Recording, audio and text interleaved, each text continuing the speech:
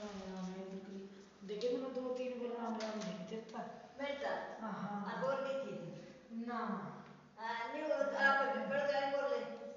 त्राणी की मतलब मेरी अब कौन बोला कि वो भी मंदरानी सीन देख रहा है कि कहाँ सीन देख रहा है पहला बोली थी मैं कहीं पे कोई बात नहीं है मेरी सॉरी सॉरी करेगा गलत है कोई बात नहीं गलती बात मुझे पता बोली मैंने सुनिया कुछ नहीं मैंने तेरा गला किया बस बस बस बस श्री राम कोई बोला श्री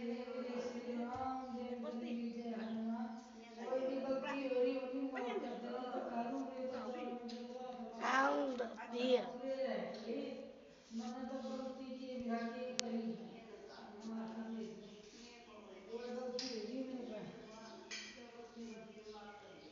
और कोई गलती है कि मेरे पे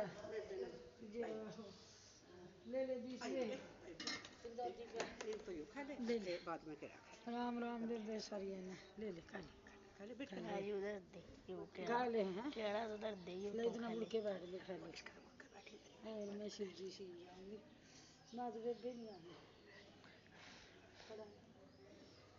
अच्छा देखिए कर दो 3 मिनट की होगी हाँ हाँ कल फिर उड़ा कर तेरा लग गया